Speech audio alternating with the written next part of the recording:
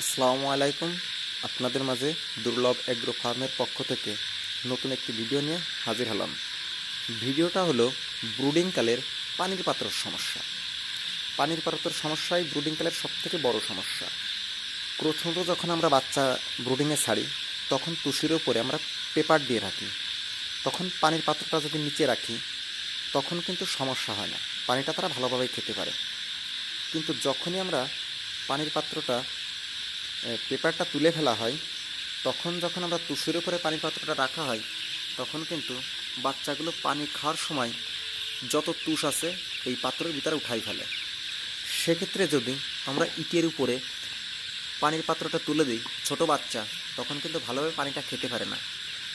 অনেকে পরামর্শ দিয়ে থাকেন যে আপনারা ছোট কাঠের টুকরার উপরে পানির পাত্রটা দিয়ে দিয়ে রাখবেন, কিন্তু প্রতিটা ফার্মেই এই ব্যবস্থাটা থাকে না। যার কারণে আমার যে বড় পানির পাত্রগুলো আছে সেই পানির পাত্রগুলার তলাটা দেখেন আমি উল্টা করে রেখে দিছি, উল্টা করে রেখে তার উপর আমি পানিটা দিছি।